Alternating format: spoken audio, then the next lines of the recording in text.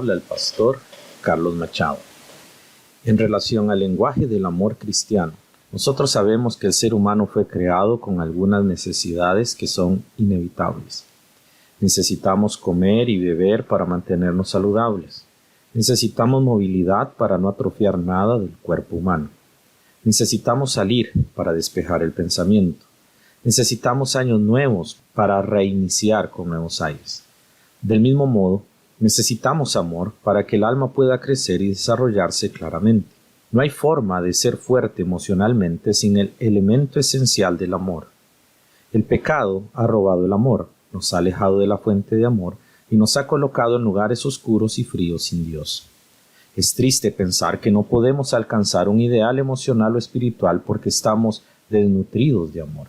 La Biblia dice que Dios es amor y que Él es la fuente de este amor. Pero cada vez más la gente se aleja de Dios y por eso pierde el amor que necesita para crecer. El ejercicio físico es necesario, pero qué difícil es hacerlo. Los médicos se cansan de decirnos que hagamos ejercicio y muchos de ellos tampoco lo hacen. Una verdad siempre se omite cuando requiere de acciones que nos comprometen o nos obligan a abandonar algo que nos gusta. Cuando llega la enfermedad, entonces queremos solucionar algo, pero es más difícil que al principio. Así es el amor. Qué difícil dedicar tiempo a nuestra familia cuando todo va bien, pero qué falta hace la familia cuando todo está mal. La familia necesita amor, pero necesita aprender a amar. El amor no es un poco de chocolate instantáneo que se vierte en leche y nos satisface el paladar. El amor es como una rica comida. Debe prepararse con dedicación, tiempo, cuidado y esfuerzo. Se debe conocer la receta, los ingredientes y la preparación. El amor no es un pastel de manzana que se compra en la panadería. Debe hacerse en casa para que realmente sepa rico. ¿No es verdad que no hay nada más rico que la comida de mamá hecha en casa? No hay nada más satisfactorio para la vida que el amor de Dios expresado en Cristo. Ese amor que cambia la vida, que transforma, que nos llena de entusiasmo, de vitalidad y de propósito. Por eso, en el capítulo 13 de 1 Corintios, encontramos un poema al amor. No hay mejor poeta que el Espíritu Santo del Señor, y en este texto ha dejado plasmado el verdadero objetivo del amor de Dios para nosotros. Los versículos que nos competen en esta ocasión son el interludio de un canto dividido en 3 maravillosas secciones.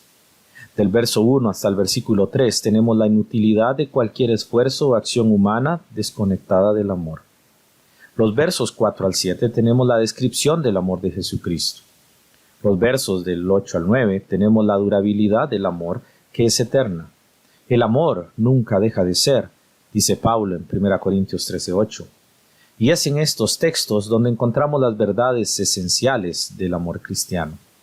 En primer lugar, tenemos la paciencia a otros mostrada en tolerancia, como vemos en los versículos del 4 al 5. En este pasaje hay 5 características del amor expresadas a otros. Estas 5 cualidades son esenciales en la vida de la familia. Si una de ellas falta, faltaría todo lo demás. Estas 5 cualidades del amor nos enseñan 2 principios básicos fundamentales. El primer principio básico es que la cualidad del amor ante los problemáticos es única. La primera parte del verso 4 dice, la caridad es sufrida, es benigna. Observe que las 2 palabras van juntas, son expresiones que se manifiestan unidas en el carácter de cada creyente. La palabra griega que se traduce sufrido es una palabra que significa paciencia, soporte o sufrimiento y tiene la idea de tener un ánimo extenso. Es decir, tiene la idea de tener dominio propio frente a la provocación ajena. Esta paciencia es esa paz y tolerancia prolongada frente a los problemas generados por otras personas que son conflictivas. Esta palabra griega es traducida también como longanimidad, una palabra de origen latín que se compone de 2 palabras, longus, que significa largo, y la palabra animus, que significa alma. Por tanto, longanimidad significa largura de ánimo, y está en relación a la perseverancia en medio de los problemas causados por otros. Cada vez que aparece en la Biblia longanimidad, traduce la palabra griega que es traducida como sufrido en 1 Corintios 13:4. Ahora bien, Pablo dice que Dios tiene longanimidad para con nosotros cuando dice en Romanos 2:4, o menosprecias las riquezas de su benignidad, y paciencia y longanimidad, ignorando que su benignidad te guía al arrepentimiento. Pablo dice que Dios nos tiene paciencia porque siempre le somos desobedientes y rebeldes. Sin embargo, Él no nos castiga ni nos hace daño bajo un aire incontrolable. Él nos ama y es paciente, esperando de nosotros el arrepentimiento. Hemos aprendido a hacer de esta manera con nuestra familia, evitando los gritos, los señalamientos y la desesperación cuando un miembro de la familia hace algo indebido. Amados, debemos aprender a ser pacientes con nuestras familias, tal como Dios es paciente con nosotros.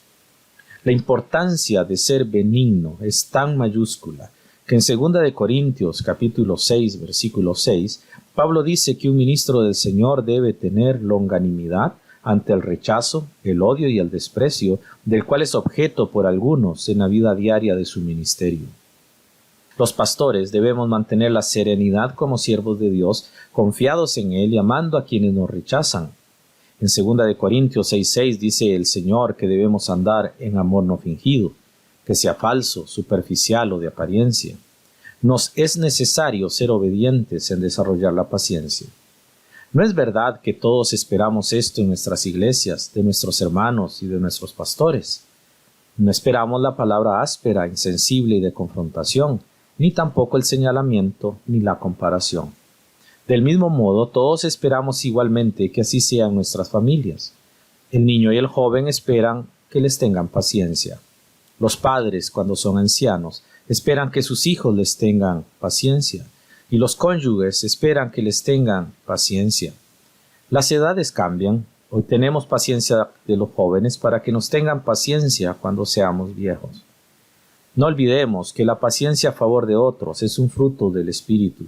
Según Gálatas 5, 22 al 23 nos dice: mas el fruto del Espíritu es amor, gozo, paz, tolerancia, benignidad, bondad, fe, mansedumbre, dominio propio. Contra tales cosas no hay ley. ¿Eres tolerante en casa? ¿Tienes paciencia con los tuyos?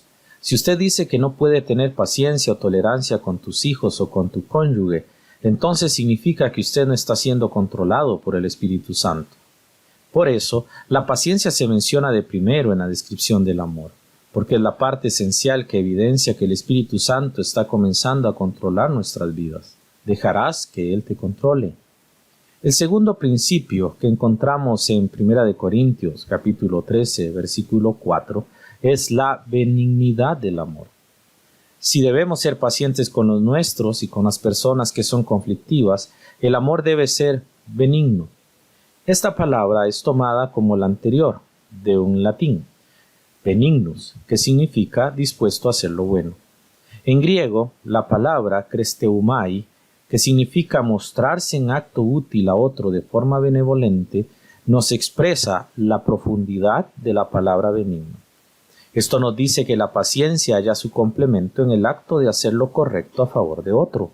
Hacer lo bueno no siempre significa ser aprobado o apreciado. Tampoco significa aceptar todas las acciones del otro o dejarlo hacer lo que le da la gana.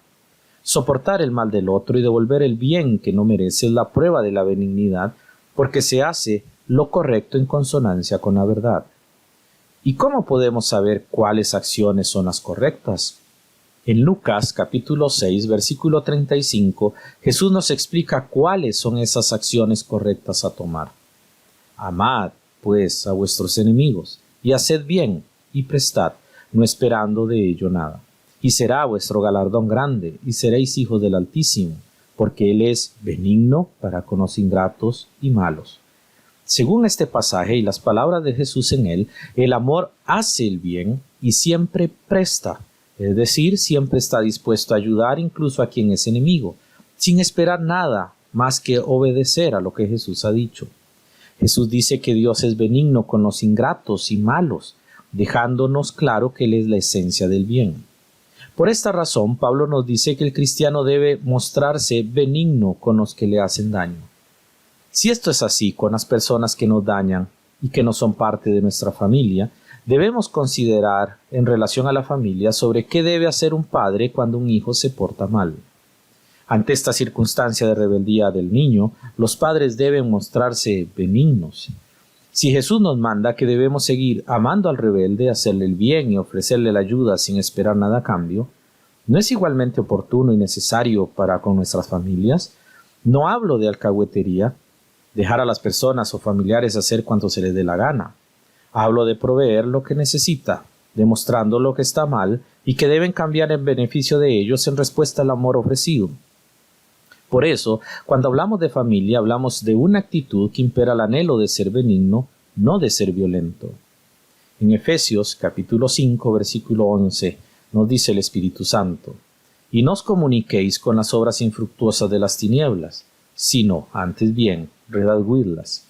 En este texto, la palabra redarguir tiene la idea de corregir lo que está mal, de manera que no haya violencia, sino con sabiduría y compasión corregir al que se equivoca.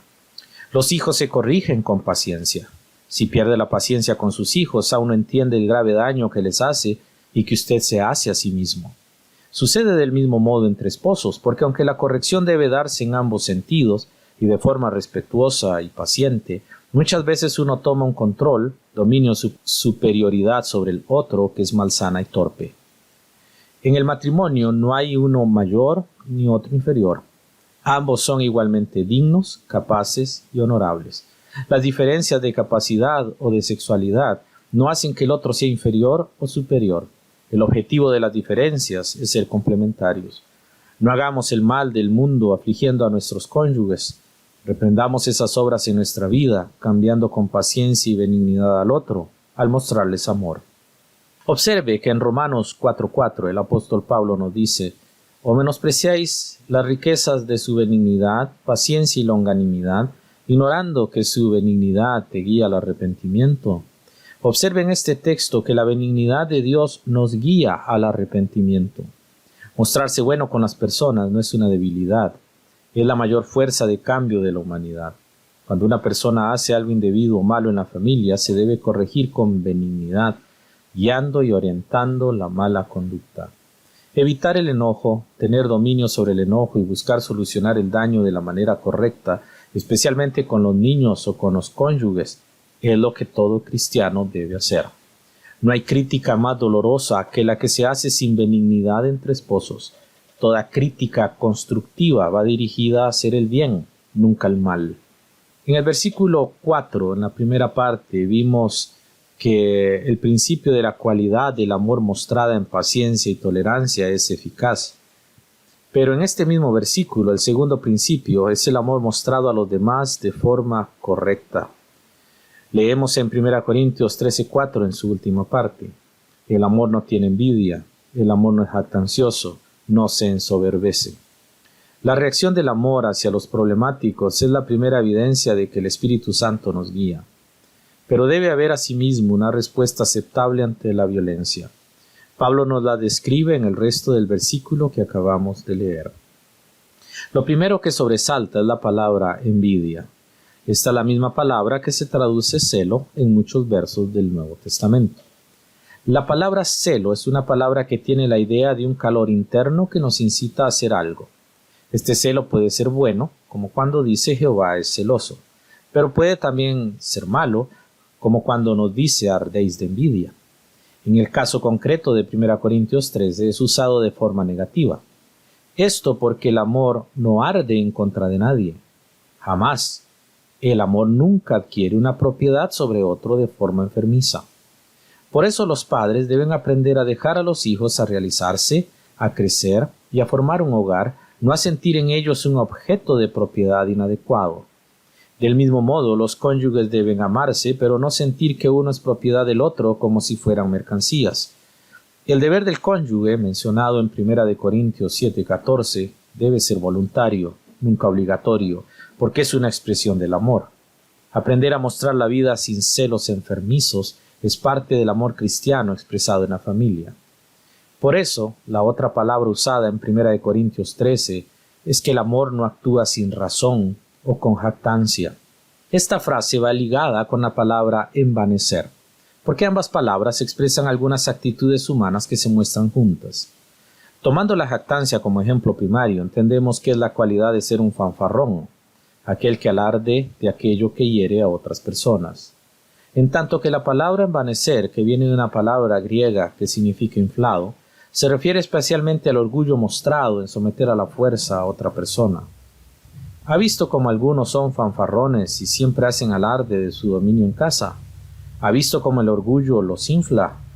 A estas actitudes le llamamos machismo o feminismo, porque ambas son las actitudes de despreciar al sexo opuesto, maltratarlo y humillarlo, considerándolo malo, perverso o equivocado. Es precisamente la misma actitud del racismo, que desprecia la piel de otros, o del clasismo, que desprecia la situación social y económica de otros. Estas son expresiones pecaminosas que solamente el amor de Dios puede cambiar. El amor nunca es así, no hace acepción de personas. Y aunque estas actitudes son muy comunes hacia personas fuera de la familia, en ocasiones muy concurrentes los hermanos menosprecian o subestiman a los familiares por condición social, económica o religiosa. Muchos cristianos llegan a rechazar a los familiares porque no son iguales o porque no tienen alguna cualidad especial que ellos quisieran. Les da vergüenza a la familia, a los familiares, porque puede haber alguna deficiencia de la cual ellos no quieren que nadie más se dé cuenta. Pero el amor cristiano no solo corrige, no solo soporta, también es humilde. Nunca se siente mejor que otro y mucho menos si es de su familia. El amor nunca hace diferencia entre humanos, sabe que todos valen lo mismo y todos son dignos de la verdad. El verso 5, por su lado, nos demuestra otra cualidad del amor que se debe mostrar en la familia, un amor que no busca lo suyo. No significa que no tengamos nuestra libertad, sino que el bien a otros se hace de parte de la vida auténtica. No hay nada mejor y profundamente satisfactorio que darse a los demás y ayudarles en sus vidas. Así, comprendemos que la frase no hace nada indebido del versículo 5 significa que no es injurioso. Recordemos que la injuria es dañina y en las familias es destructiva. En el griego se usa una palabra que significa actuar de forma indebida. Muchas veces las familias actúan de forma indebida entre sí y se dañan mutuamente. La razón de estas actitudes negativas es lo que se dice a continuación en este verso 5, de forma negativa, enfatizando que no las hace el amor. El amor nunca busca lo suyo propio de forma egoísta y avara. Nosotros debemos pensar siempre incluyendo a nuestros familiares, a nuestros cónyuges y a nuestros hijos. ¿A usted le ha ido bien? ¿Y cómo está su familia? ¿Cómo están sus hijos, sus padres o sus hermanos? ¿Sabe cómo les va a ellos? ¿Puede proveer un poquito para ellos?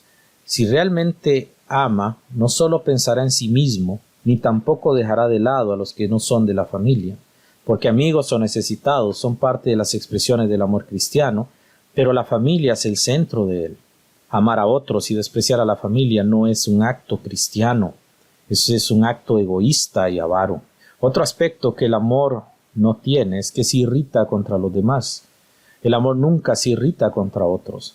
Le enoja mucho su familia, vive siempre irritado y molesto. ¿Será que aún no ha podido dejar eso al Señor y descansar en Él? ¿Será que el amor aún no es fuerte en su vida? A veces la irritación es causa de no hacer lo correcto. Y cuando se hace algo mal hay que corregirlo, porque si no se corrige, se produce irritación. Otras veces es porque no hay normas en casa, lineamientos y estructuras familiares estables. No piense en hacer lo malo. El amor no piensa en el mal, es decir, nunca piensa en hacer ningún tipo de mal o de maltrato a otro. Empieza corrigiéndose a sí mismo y evitando la irritación y evitando el enojo innecesario. Y eso lo hace corrigiéndose a sí mismo. En los versos del 6 al 7, la capacidad desconocida del amor hacia los demás se hace patente. En el verso 6 se nos da una característica del amor que debe desarrollarse en la familia. No se goza de la injusticia, dice, mas se goza de la verdad. El amor nunca ve que nos vaya bien cuando uno de nuestros familiares cercanos les va mal. El amor verdadero es un amor generoso con la familia. Es un amor que provee. Es un amor que busca que la familia toda sea beneficiada.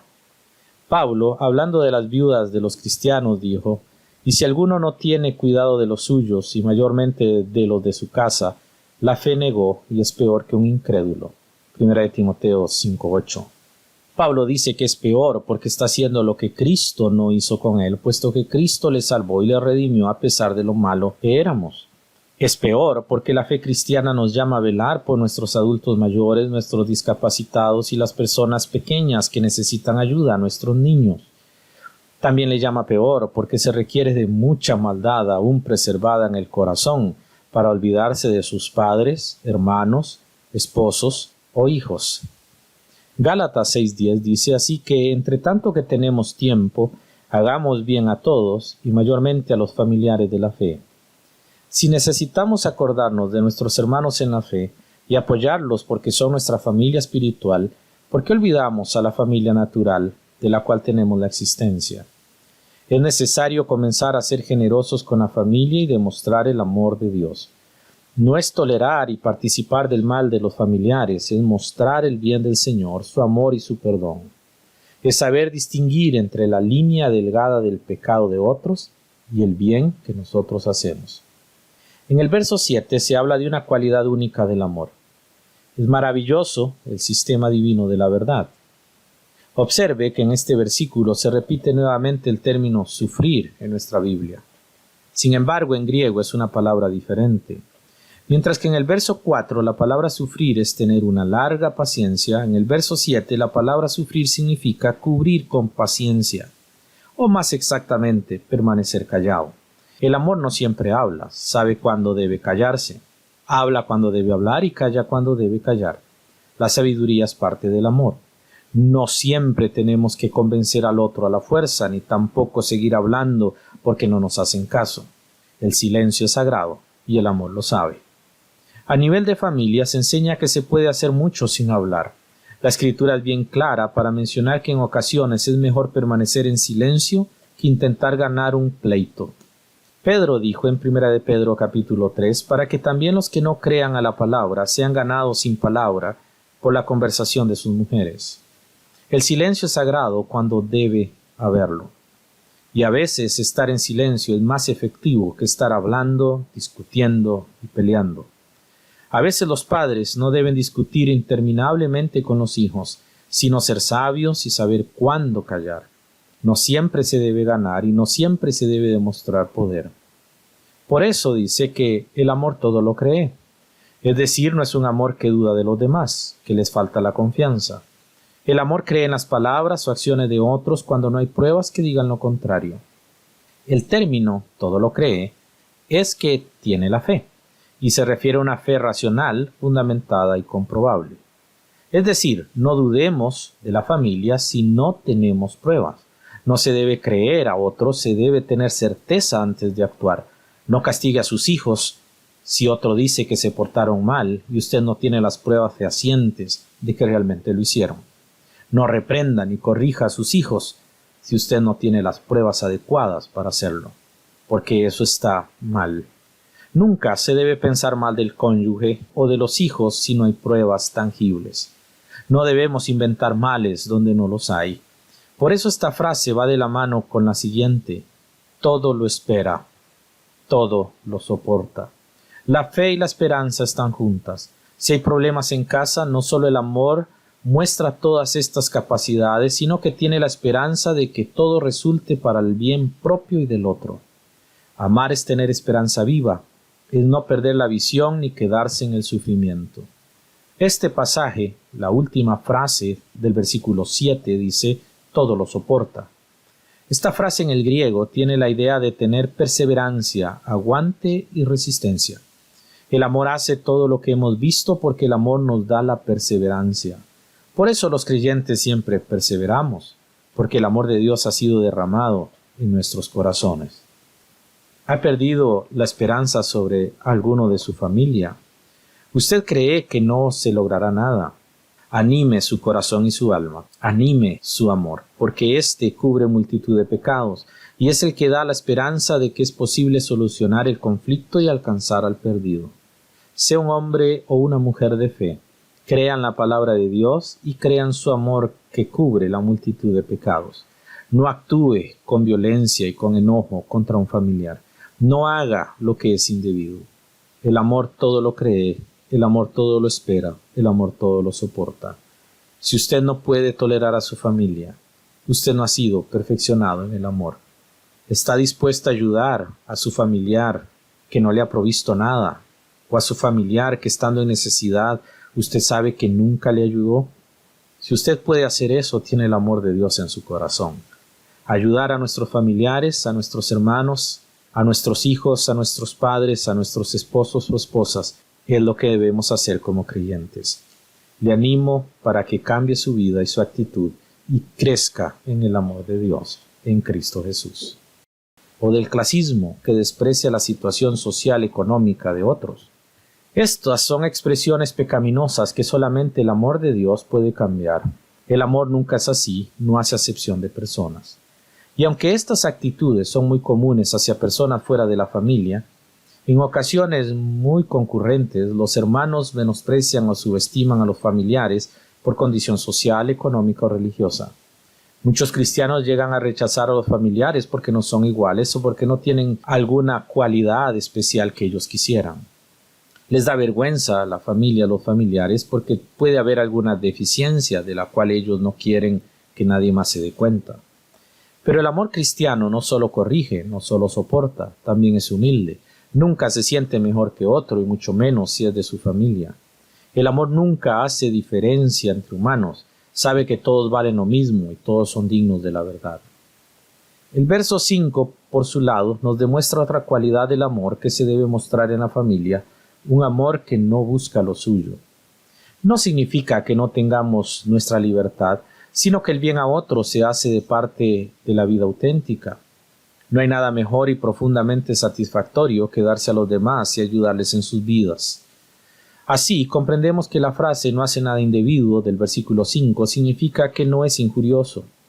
Recordemos que la injuria es dañina y en las familias es destructiva. En el griego se usa una palabra que significa actuar de forma indebida.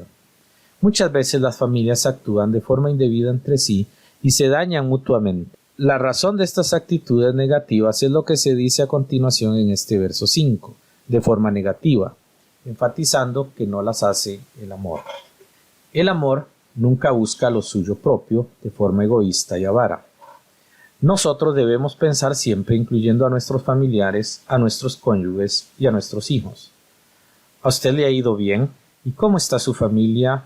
¿Cómo están sus hijos, sus padres o sus hermanos? ¿Sabe cómo les va a ellos? ¿Puede proveer un poquito para ellos?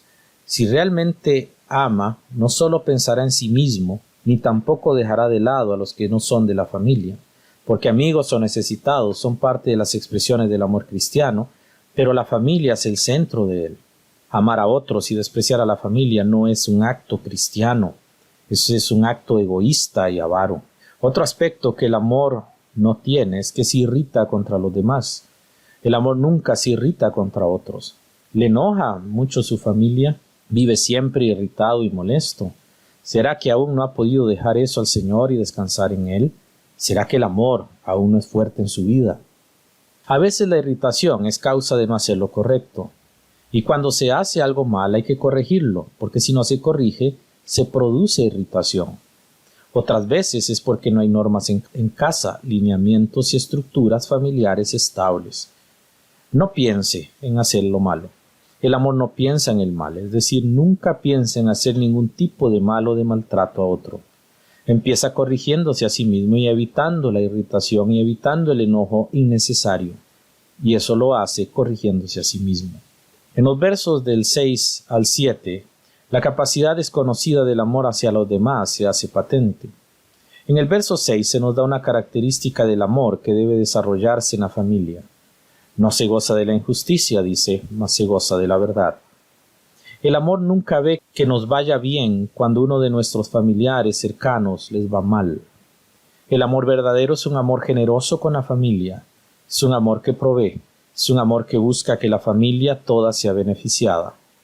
Pablo, hablando de las viudas de los cristianos, dijo, «Y si alguno no tiene cuidado de los suyos, y mayormente de los de su casa, la fe negó y es peor que un incrédulo». 1 Timoteo 5:8. Pablo dice que es peor porque está haciendo lo que Cristo no hizo con él, puesto que Cristo le salvó y le redimió a pesar de lo malo que éramos. Es peor porque la fe cristiana nos llama a velar por nuestros adultos mayores, nuestros discapacitados y las personas pequeñas que necesitan ayuda, nuestros niños. También le llama peor porque se requiere de mucha maldad aún preservada en el corazón para olvidarse de sus padres, hermanos, esposos o hijos. Gálatas 6:10 dice: así que entre tanto que tenemos tiempo, hagamos bien a todos y mayormente a los familiares de la fe. Si necesitamos acordarnos de nuestros hermanos en la fe y apoyarlos porque son nuestra familia espiritual, ¿por qué olvidamos a la familia natural de la cual tenemos la existencia? Es necesario comenzar a ser generosos con la familia y demostrar el amor de Dios. No es tolerar y participar del mal de los familiares, es mostrar el bien del Señor, su amor y su perdón. Es saber distinguir entre la línea delgada del pecado de otros y el bien que nosotros hacemos. En el verso 7 se habla de una cualidad única del amor. Es maravilloso el sistema divino de la verdad. Observe que en este versículo se repite nuevamente el término sufrir en nuestra Biblia. Sin embargo, en griego es una palabra diferente. Mientras que en el verso 4 la palabra sufrir es tener una larga paciencia, en el verso 7 la palabra sufrir significa cubrir con paciencia, o más exactamente, permanecer callado. El amor no siempre habla, sabe cuándo debe callarse. Habla cuando debe hablar y calla cuando debe callar. La sabiduría es parte del amor. No siempre tenemos que convencer al otro a la fuerza, ni tampoco seguir hablando porque no nos hacen caso. El silencio es sagrado y el amor lo sabe. A nivel de familia se enseña que se puede hacer mucho sin hablar. La Escritura es bien clara para mencionar que en ocasiones es mejor permanecer en silencio que intentar ganar un pleito. Pedro dijo en 1 de Pedro capítulo 3, para que también los que no crean a la palabra sean ganados sin palabra por la conversación de sus mujeres. El silencio es sagrado cuando debe haberlo. Y a veces estar en silencio es más efectivo que estar hablando, discutiendo y peleando. A veces los padres no deben discutir interminablemente con los hijos, sino ser sabios y saber cuándo callar. No siempre se debe ganar y no siempre se debe demostrar poder. Por eso dice que el amor todo lo cree. Es decir, no es un amor que duda de los demás, que les falta la confianza. El amor cree en las palabras o acciones de otros cuando no hay pruebas que digan lo contrario. El término todo lo cree es que tiene la fe, y se refiere a una fe racional, fundamentada y comprobable. Es decir, no dudemos de la familia si no tenemos pruebas. No se debe creer a otros, se debe tener certeza antes de actuar. No castigue a sus hijos si otro dice que se portaron mal y usted no tiene las pruebas fehacientes de que realmente lo hicieron. No reprenda ni corrija a sus hijos si usted no tiene las pruebas adecuadas para hacerlo, porque eso está mal. Nunca se debe pensar mal del cónyuge o de los hijos si no hay pruebas tangibles. No debemos inventar males donde no los hay. Por eso esta frase va de la mano con la siguiente: todo lo espera, todo lo soporta. La fe y la esperanza están juntas. Si hay problemas en casa, no solo el amor muestra todas estas capacidades, sino que tiene la esperanza de que todo resulte para el bien propio y del otro. Amar es tener esperanza viva, es no perder la visión ni quedarse en el sufrimiento. Este pasaje, la última frase del versículo 7 dice, todo lo soporta. Esta frase en el griego tiene la idea de tener perseverancia, aguante y resistencia. El amor hace todo lo que hemos visto porque el amor nos da la perseverancia. Por eso los creyentes siempre perseveramos, porque el amor de Dios ha sido derramado en nuestros corazones. ¿Ha perdido la esperanza sobre alguno de su familia? ¿Usted cree que no se logrará nada? Anime su corazón y su alma, anime su amor, porque éste cubre multitud de pecados y es el que da la esperanza de que es posible solucionar el conflicto y alcanzar al perdido. Sea un hombre o una mujer de fe, crean la palabra de Dios y crean su amor que cubre la multitud de pecados.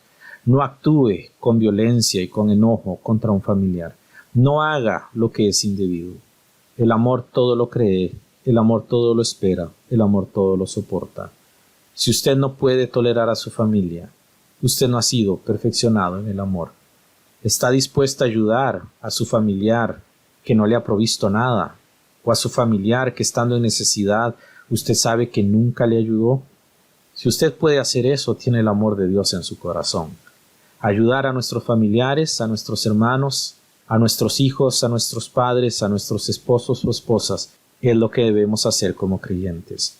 Le animo para que cambie su vida y su actitud y crezca en el amor de Dios, en Cristo Jesús. No ser al otro a la fuerza, ni tampoco seguir hablando porque no nos hacen caso. El silencio es sagrado y el amor lo sabe. A nivel de familia se enseña que se puede hacer mucho sin hablar. La Escritura es bien clara para mencionar que en ocasiones es mejor permanecer en silencio que intentar ganar un pleito.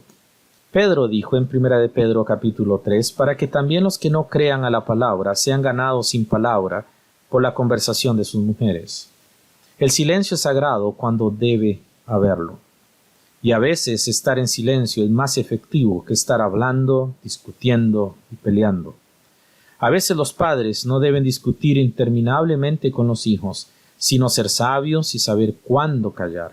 No siempre se debe ganar y no siempre se debe demostrar poder. Por eso dice que el amor todo lo cree. Es decir, no es un amor que duda de los demás, que les falta la confianza. El amor cree en las palabras o acciones de otros cuando no hay pruebas que digan lo contrario. El término todo lo cree es que tiene la fe, y se refiere a una fe racional, fundamentada y comprobable. Es decir, no dudemos de la familia si no tenemos pruebas. No se debe creer a otros, se debe tener certeza antes de actuar. No castigue a sus hijos si otro dice que se portaron mal y usted no tiene las pruebas fehacientes de que realmente lo hicieron. No reprenda ni corrija a sus hijos si usted no tiene las pruebas adecuadas para hacerlo, porque eso está mal. Nunca se debe pensar mal del cónyuge o de los hijos si no hay pruebas tangibles. No debemos inventar males donde no los hay. Por eso esta frase va de la mano con la siguiente: todo lo espera, todo lo soporta. La fe y la esperanza están juntas. Si hay problemas en casa, no solo el amor muestra todas estas capacidades, sino que tiene la esperanza de que todo resulte para el bien propio y del otro. Amar es tener esperanza viva, es no perder la visión ni quedarse en el sufrimiento. Este pasaje, la última frase del versículo 7, dice: todo lo soporta. Esta frase en el griego tiene la idea de tener perseverancia, aguante y resistencia. El amor hace todo lo que hemos visto porque el amor nos da la perseverancia. Por eso los creyentes siempre perseveramos, porque el amor de Dios ha sido derramado en nuestros corazones. ¿Ha perdido la esperanza sobre alguno de su familia? ¿Usted cree que no se logrará nada? Anime su corazón y su alma, anime su amor, porque éste cubre multitud de pecados y es el que da la esperanza de que es posible solucionar el conflicto y alcanzar al perdido.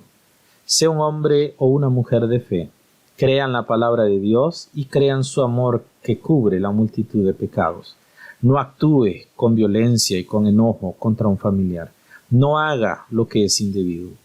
El amor todo lo cree, el amor todo lo espera, el amor todo lo soporta. Si usted no puede tolerar a su familia, usted no ha sido perfeccionado en el amor. ¿Está dispuesta a ayudar a su familiar que no le ha provisto nada? ¿O a su familiar que estando en necesidad usted sabe que nunca le ayudó? Si usted puede hacer eso, tiene el amor de Dios en su corazón. Ayudar a nuestros familiares, a nuestros hermanos, a nuestros hijos, a nuestros padres, a nuestros esposos o esposas, es lo que debemos hacer como creyentes. Le animo para que cambie su vida y su actitud y crezca en el amor de Dios, en Cristo Jesús. Perseverancia, aguante y resistencia.